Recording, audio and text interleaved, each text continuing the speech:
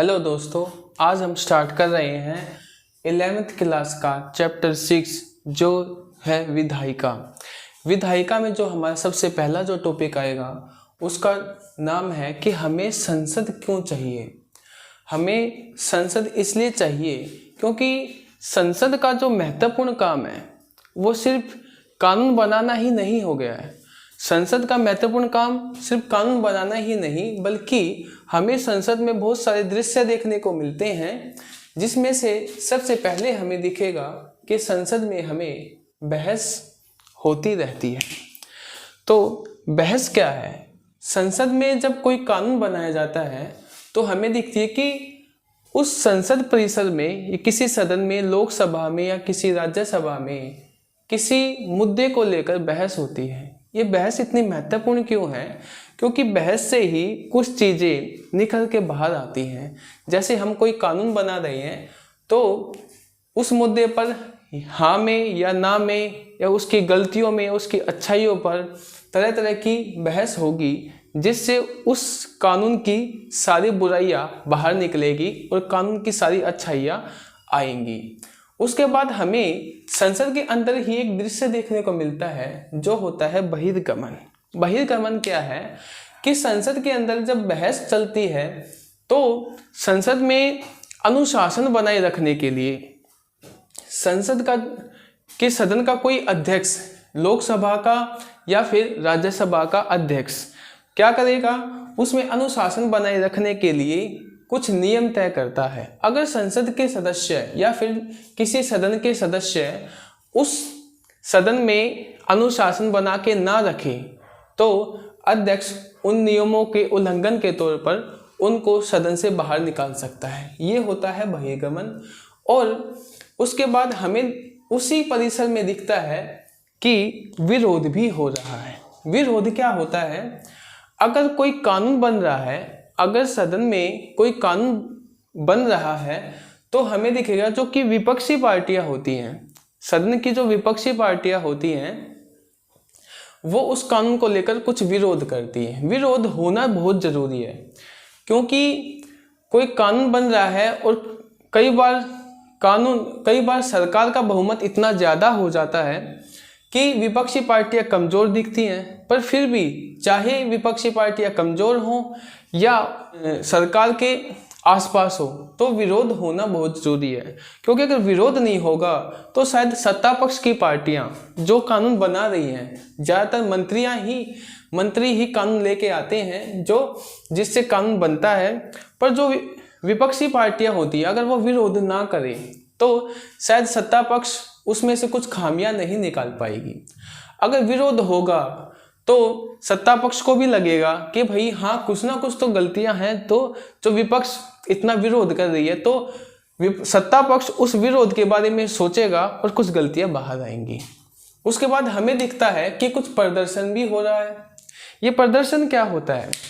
अगर बहस हो रही है, बहिर्गमन हो रहा है और विरोध हो रहा है तो हमें दिखेगा कि विपक्षी पार्टियां, कई बार सत्ता पक्ष की पार्टियां भी प्रदर्शन करती हैं, तरह तरह की कुछ प्रदर्शन कर अपना विरोध जताते हैं।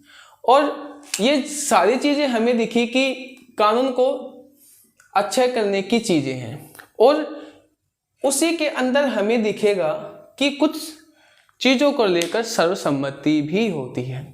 अगर कोई कानून बन रहा है सदन के अंदर तो कानून में कई बार सरकार और विपक्ष उस कानून को लेकर सर्वसम्मति में दिखते हैं कि भाई बहुत अच्छा कानून है, उसमें भी विरोध होगा, प्रदर्शन होगा, बहस होगी, पर ज़्यादातर सत्ता पक्ष और विरोधी पार्टियां या फिर विपक्षी पार्टियां वे उसके सर्वसम्मति में ही वोट देती है। सर्वसम्मति का मतलब है कि विपक्षी पार्टियां और सत्तापक्षी पार्टियां उस कानून को बनाने के समर्थन में दिखेंगी। तो ये सारी चीज़ें हमें उस संसद में ही दिखेंगी। और सहयोग,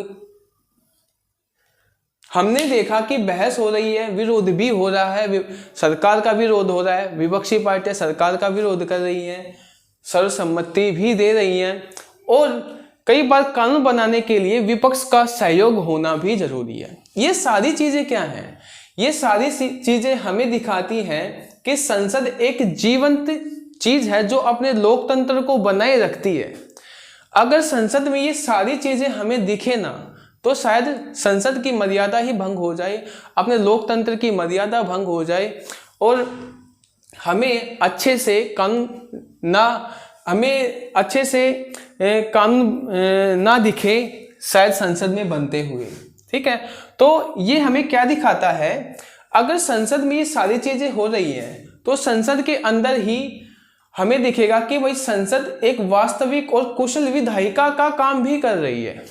वास्तविक और कुशल विधायिका, अगर संसद के ये सदन अपने सारे कर्तव्यों का पालन करते हुए और ये सारे दृश्य हमें संसद के अंदर दिखते हैं तो हम कह सकते हैं कि भाई जो अब जनता ने अपने प्रतिनिधि उस सदन में चुन के भेजे हैं कि भाई जाकर अच्छे कानूनों का निर्माण करो और जिससे देश के अच्छे भविष्य को आगे बढ़ाओ। और ये सारी चीजें ही हमें बताती हैं, जब ये सारी चीजें होती हैं संसद के अंदर तो ये सारी चीजें हमें बताती हैं कि वे एक कुशल विधायिका है। विधायिका मतलब क्या है?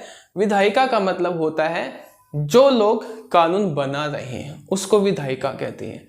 और जो लोग कानून बना रहे हैं और वो कानून बनाते हुए ये सारे दृश्य करते हैं संसद के अंदर, इन सारी चीजों का पालन करते हैं, तो हमें दिखता है कि भाई एक सच्चे लोकतंत्र की कल्पना जो हमने संविधान बनाते हुए देखी थी कि भाई हमारा एक लोकतंत्र होगा और हम अच्छे से जो हमारा अंग्रेजों के समय जो शोषण हुआ था उस शोषण से उभरेंगे। ठीक है, तो ये सारी चीजें ही हमें एक सच्चा लोकतंत्र दे सकती हैं। ठीक है, उसके बाद हम देखते हैं कि लोकतंत्र में विधायिका जो होती है, कई बार क्या होता है कि संसद में, लोकसभा में या फिर सरकार को इतना ज्यादा बहुमत मिल जाता है कि विपक्षी पार्टियां बहुत कमजोर हो जाती है, यानी मंत्रिमंडल बहुत शक्तिशाली हो जाता है। तो मंत्रिमंडल शक्तिशाली हो जाता है तो ऐसा लगता है कि भाई कानून निर्माण में सरकार का जो हिस्सा है वो सबसे ज्यादा है और विपक्षी पार्टियां बहुत कमजोर नजर आती हैं, तो ऐसा लगता है कि भाई सरकार ही कानून बना के ले जाएगी। तो हमें लगता है कि लोकतंत्र में विधायिका जो है का ह्रास हो रहा है। कई बार मंत्रिमंडल जो शक्तिशाली हो जाता है तो हमें लग रहा है कि भाई विधायिका का जो इतना शक्तिशाली होना, यानी मतलब मंत्रिमंडल का इतना शक्तिशाली होना विधायिका का ह्रास कर रही है। पर ऐसा शायद ही संभव है कि भाई विपक्षी पार्टियों के बिना कोई कानून बन जाए, ऐसा शायद ही संभव है। भाई मंत्रिमंडल कितनी भी शक्तिशाली हो, मंत्रिमंडल तो शक्तिशाली होगी क्योंकि सरकार की होती है, सरकार के मंत्री होते हैं, पर कोई भी कानून निर्माण के लिए हमें विधायिका की हिस्सेदारी जरूरी चाहिए। कोई भी कानून निर्माण के लिए हमें विधायिका की हिस्सेदारी बहुत जरूरी चाहिए। जैसे विधायिका कितनी भी शक्तिशाली हो, उसको कानून बनाने के लिए विपक्षी पार्टी का हिस्सा या विपक्षी पार्टी का सहयोग लेना ही पड़ेगा। तो ये दिखाती है कि मंत्रिमंडल को भी संसद के सवालों का जवाब देना पड़ता है। कि मंत्रिमंडल कितनी भी शक्तिशाली हो, वो संसद के जवाबों से मुकर नहीं सकती। संसद के जवाब मतलब विपक्षी पार्टियां संसद से या मंत्रिमंडल से सवाल पूछेगी, जिनसे सवालों से हमें यह पता चलता है कि भाई मंत्रिमंडल कितनी भी शक्तिशाली हो जाए पर विपक्षी सवालों से बच नहीं सकते। और ये सारी चीजें हमें लोकतांत्रिक क्षमता का एहसास दिलाते हैं। हमने देखा कि संसद के अंदर हमें बहस देखने को मिलती है, बहिर्गमन भी हो रहा है, सहयोग भी हो रहा है, विरोध भी हो रहा है, सर्वसम्मति भी हो रही है और सहयोग, और विपक्षी पार्टियां सरकार का सहयोग भी कर रही हैं। ये सारी चीजें हमें दिखाती क्या हैं? ये सारी चीजें हमें दिखाती हैं कि हमारी जो संसद है एक जीवंत चीज है, जिससे हमें अपने देश के लिए अच्छे कानूनों का निर्माण मिलता है। और इसी में हमें दिखता है कि वो जो सदन जो कानून बना रहा है वो एक वास्तविक और कुशल विधायिका का काम भी कर रहा है। वास्तविक और कुशल विधायिका होना देश के लिए बहुत जरूरी है, क्योंकि अगर वो विधायिका जो कानून बना रही है अगर वो कुशल नहीं होगी, अपने कामों में कुशल नहीं होगी, ये है विधायिका के काम। अगर इन कामों को अच्छे से करे विधायिका तो हमें एक सच्चे लोकतंत्र मिल ही जाएगा। उसके बाद हमने देखा कि कई बार विधायिका का ह्रास हो जाता है। विधायिका का ह्रास तब होता है जब हमें दिखता है कि भाई मंत्रिमंडल ज्यादा शक्तिशाली हो गई। मंत्रिमंडल कितनी भी शक्तिशाली हो जाए, कानून बनाने के लिए उसे विपक्षी पार्टियों का सहयोग लेना ही पड़ेगा। विपक्षी पार्टियां और सरकार की मदद से ही कोई कानून बनता है। तो ये सारी चीजें हमें दिखाती हैं कि लोकतांत्रिक समता का जो एहसास है, लोकतांत्रिक क्षमता का एहसास दिलाती है कि भाई लोकतंत्र की शक्ति किस में है। जब संसद अपना एक कुशल एहसास हमें दिखाए कि भाई हमें एक कुशल तरीके से, हमें एक वास्तविक तरीके से कानूनों का निर्माण कर रहे हैं। ठीक है, फिर हम देखते हैं कि कानून निर्माण के लिए हमें संसद में 2 सदन दिए गए हैं। एक सदन का नाम है, जैसे मैं बताऊं, एक सदन है लोकसभा और दूसरा सदन है राज्यसभा। तो संसद के 2 सदन होते हैं, एक हो गया लोकसभा और एक होता है राज्यसभा। तो अब हम बात कर रहे थे कि संसद कानून बनाती है, पर संसद के अंदर 2 सदन होते हैं। कोई भी कानून बनने के लिए पहले किसी एक सदन में जाएगा। वो पहले चाहे लोकसभा में भी जा सकता है, पहले राज्यसभा में भी जा सकता है। किसी एक सदन में जाएगा और उसके बाद दूसरे सदन में जाएगा। हम लोकसभा और राज्यसभा को अलग से पढ़ेंगे। पहले हम ये बात कर लेते हैं कि संसद में 2 सदन बनाए क्यों गए हैं।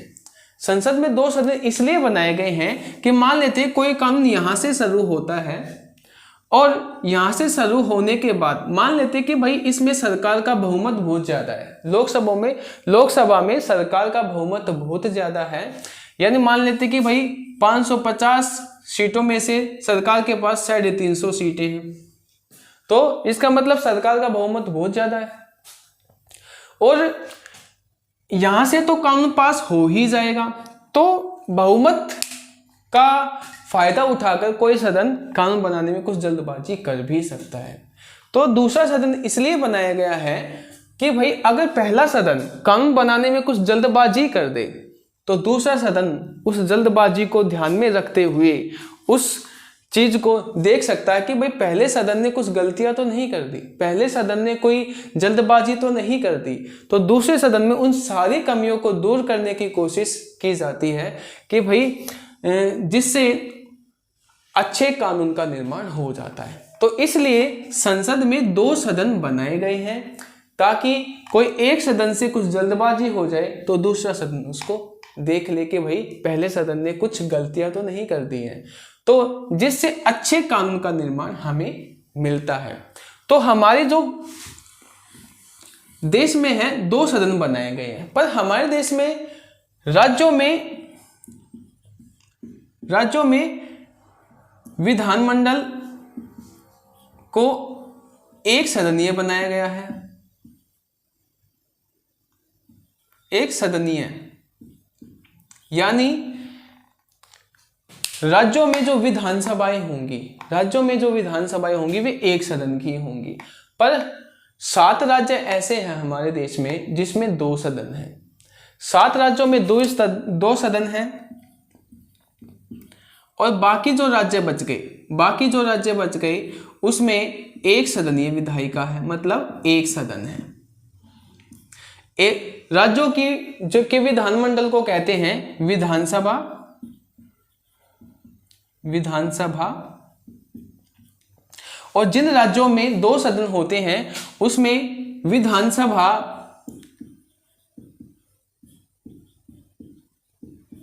प्लस विधान परिषद, ये भारत के सिर्फ 7 राज्यों में बनाई गई है, क्योंकि किसी बड़े देश में 2 सदनों का होना बहुत जरूरी है।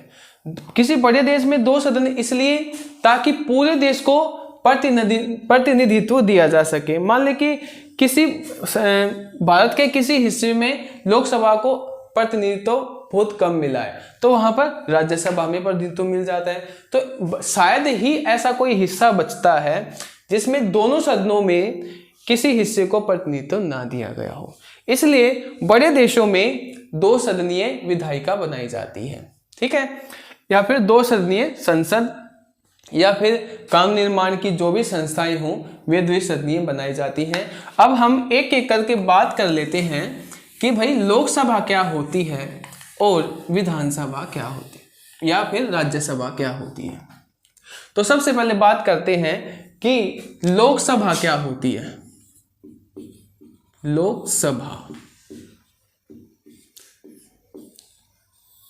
तो लोकसभा में सबसे पहले हम बात कर लेते हैं कि जो लोकसभा में जो कुल सदस्य संख्या है, लोकसभा में जो कुल सदस्य संख्या है वो 550 है। पर फिलहाल वर्तमान में जो चुनाव हो रहे हैं वो 543 सीटों पर हो रहे हैं। तो ये 550 सदस्य आते कैसे चुन के आएंगे। हमारे देश को 550 लोकसभा सीटों में बांटा गया है, यानी कि हमारे देश को लोकसभा के 550 हिस्सों में बांटा गया है और उन 550 हिस्सों में से लोकसभा के 543 लोग चुनकर आएंगे, ठीक है। चुनाव होकर 543 लोग आएंगे जो लोकसभा के सदस्य होंगे। इनको वोट कौन करता है, इनको सीधी जनता वोट करती है, यानी प्रत्यक्ष चुनाव होता है। जनता सीधे इन लोगों को वोट करती है और प्रत्यक्ष चुनाव का मतलब है जहां पर जनता सीधे वोट करती है, ठीक है। तो जहां पर जनता सीधे वोट करती है उसको बोलते हैं प्रत्यक्ष चुनाव। तो इसकी यह होती है लोकसभा। तो कई बार क्या होता है कि भाई लोकसभा में जो सदस्यों का जो कार्यकाल होता है, लोकसभा में सदस्यों का कार्यकाल होता है 5 वर्ष का, यानी कि जो 550 जो सदस्य हैं, यानी लोकसभा का पूरा कार्यकाल 5 वर्ष का होगा। 5 वर्ष के बाद नई लोकसभा बन के आएगी, यानी हर 5 साल के बाद लोकसभा में चुनाव होते हैं। पर एक प्रश्न बनता है कि कई बार जब लोकसभा भंग हो जाती है, लोकसभा भंग कब होगी, जब कई बार सरकार का बहुमत ना हो तो लोकसभा भंग हो जाती है। राष्ट्रपति सिफारिश करता है कि भाई लोकसभा को भंग कर दिया जाए, तो लोकसभा भंग हो जाती है। तो क्या ये 5 वर्ष तक ऐसे ही एक सदनीय संसद रहेगी या फिर दोबारा चुनाव होंगे। जब लोकसभा भंग हो जाती है तो दोबारा चुनाव करने की सिफारिश की जाती है। जब राष्ट्रपति को लगे कि कोई भी सरकार या कोई भी पार्टियां सरकार बनाने की स्थिति में नहीं है तो राष्ट्रपति सिफारिश करता है कि दोबारा चुनाव कराए जाए। उसके बाद हम देखते हैं राज्यसभा।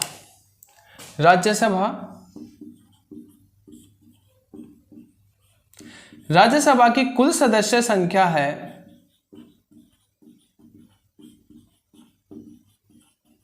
250।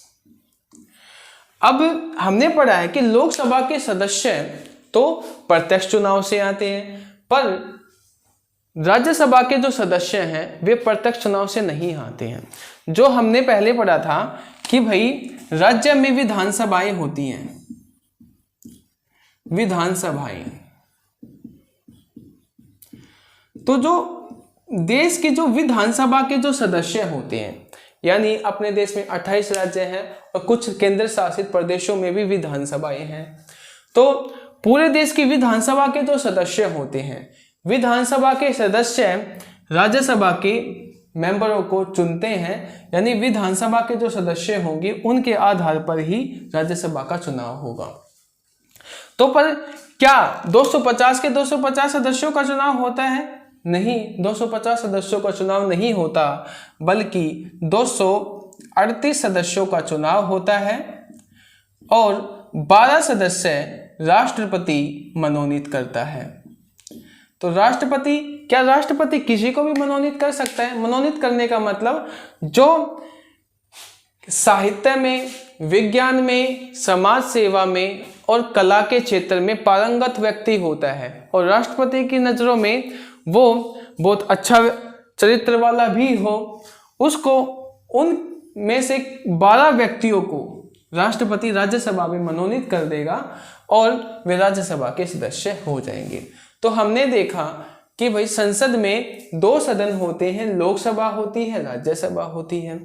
लोकसभा के सदस्यों का चुनाव प्रत्यक्ष आधार पर होता है, राज्यसभा के सदस्यों का चुनाव अप्रत्यक्ष आधार पर। ये अप्रत्यक्ष चुनाव क्या होता है? अप्रत्यक्ष चुनाव का मतलब है कि राज्य में विधानसभा के सदस्यों को तो जनता चुनती है और विधानसभा के सदस्य राज्यसभा के मेंबरों को चुनेंगे। ठीक है, तो मतलब जहां पर जनता सीधे वोट नहीं करती, जहां पर जनता सीधे वोट नहीं करती है उसको बोलते हैं अप्रत्यक्ष चुनाव। ठीक है, और ये चुनाव होते हैं एकल संक्रमणीय मत पद्धति के आधार पर। ये एकल संक्रमणीय मत पद्धति क्या है, ये हम इसी चैप्टर में आगे पढ़ेंगे। ठीक है, तो फिलहाल इतना ही है कि लोकसभा और राज्यसभा के मेंबर कितने होते हैं, उनका चुनाव किस आधार पर होता है, उनका कार्यकाल क्या होता है। उसके बाद राज्यसभा के मेंबर कितने होते हैं, कितने चुनाव से आते हैं, कितने राष्ट्रपति मनोनीत करता है। और यहाँ पर हम देखते हैं कि राज्यसभा का जो कार्यकाल है क्या वो भी 5 साल का होता है, क्या वो भी 5 साल के बाद भंग हो जाती है? तो राज्यसभा 5 साल के बाद भंग नहीं होती है। राज्यसभा कभी भंग नहीं होती है। राज्यसभा का जो कार्यकाल है वो निश्चित नहीं है, अनिश्चित है, कभी भंग नहीं होगी। बल्कि क्या होता है, राज्यसभा के 2/3 सदस्य हर 2 वर्ष बाद रिटायर हो जाते हैं, हर 2 वर्ष बाद रिटायर हो जाते हैं। यानी कि राज्यसभा के 250 में से हर 2 वर्ष बाद 2/3 सदस्य जो होंगे वे रिटायर हो जाएंगे और राज्यसभा के सदस्यों का जो कार्यकाल होता है वो 6 वर्ष का होता है। यानी राज्यसभा के प्रत्येक सदस्य का कार्यकाल तो होगा 6 वर्ष का और राज्यसभा के 2/3 सदस्य हर 2 वर्ष बाद रिटायर हो जाते हैं। इसलिए राज्यसभा कभी भंग नहीं होती है। ठीक है, लोकसभा हर 5 साल के बाद भंग हो जाती है पर राज्यसभा कभी भंग नहीं होती है। ठीक है, जिससे हमें देखने को मिलता है कि भाई हमारी संसद हर वक्त कुछ ना कुछ काम करती रहती है। तो आगे हम बात करते हैं संसद के कार्य। तो संसद के वैसे तो बहुत सारे कार्य हैं जिसमें से हम 6 कार्य अब यहाँ पे पढ़ने वाले हैं। तो सबसे पहले कार्य है संसद का विधायी कार्य। तो संसद विधायी कार्यों में क्या करती है, कानून बनाती है। तो विधायिका का सबसे जो महत्वपूर्ण काम है वो कानून बनाना ही है। लोकसभा और राज्यसभा के सदस्य मिलकर कानूनों का निर्माण करते हैं जो संसद का प्रमुख कार्य होता है। उसके बाद हम बात करते हैं कि संसद का कार्यपालिका पर नियंत्रण भी होता है। कार्यपालिका जो हम आगे पढ़ने वाले हैं, तो कार्यपालिका में सबसे पहले पर नियंत्रण पर हम सबसे पहले देखेंगे कि तरह तरह के सवाल पूछकर, मंत्रियों से तरह तरह के सवाल पूछकर, मंत्री परिषद से सवाल पूछकर संसद में कार्यपालिका पर नियंत्रण भी किया जाता है। तो जैसे कोई कानून बनाया गया है तब उस पर तरह तरह के सवाल पूछे जाएंगे तो कार्यपालिका पर नियंत्रण की स्थिति आ जाती है। उसमें हम देखते हैं कि भाई जो संसद के सदस्य होते हैं वो मंत्रियों से हर एक प्रकार के सवालों और जवाबों से कार्यपालिका पर नियंत्रण बनाए रखते हैं। उसके बाद हम देखते हैं संसद का महत्वपूर्ण कार्य वित्तीय कार्य। तो संसद को हर साल बजट पास करना पड़ता है। तो बजट पास करने में लोकसभा की भूमिका सबसे महत्वपूर्ण होती है। उसी में वित्तीय कार्य लोकसभा में वित्तीय कार्य में बजट लोकसभा में पेश किया जाता है और उसमें थोड़ी बहुत भूमिका राज्यसभा की होती है। 14 दिन तक वो बजट लोकसभा में रहता है। अगर 14 दिन के बाद वो लोकसभा से वापस नहीं आता है, पास होकर वापस नहीं आता है, तो वहीं पर उसको पास समझ लिया जाता है। उसके बाद हम देखते हैं, जो हमने पहले भी डिस्कस किया है, कि संसद एक बहस का मंच भी होता है। संसद में जो भी कानून बन के आते हैं उसमें एक महत्वपूर्ण कार्य है बहस। तो हरेक कानूनों पर, हरेक कार्य पर, संसद के हरेक नियम बनाने के लिए हमें बहस की आवश्यकता होती है। तो बहस से ही हमें अच्छे कानूनों की एक लिस्ट मिल जाती है, जिससे देश की नीतियां बनती हैं, देश को आगे बढ़ाने के काम होते हैं। उसके बाद हम देखते हैं संवैधानिक कार्य। संसद का काम संविधान में संशोधन करना भी है। संविधान में संशोधन करने के लिए लोकसभा के सदस्य प्लस राज्यसभा के सदस्यों का 2/3 बहुमत से पास होना बहुत जरूरी है। लोकसभा के सदन से 2/3 बहुमत से और राज्यसभा के सदन से भी 2/3 बहुमत से अगर कोई कानून पास होता है तो ज़्यादातर वे चीज़ें संवैधानिक कार्य में होती हैं। अनुच्छेद 368 के तहत हमें संसद में संशोधन किया जाता है, जिसमें लोकसभा और राज्यसभा की भूमिका होती है और हमें अच्छे कानूनों का निर्माण मिलता है। उसके बाद हम देखते हैं कि संसद निर्वाचन संबंधी कार्य भी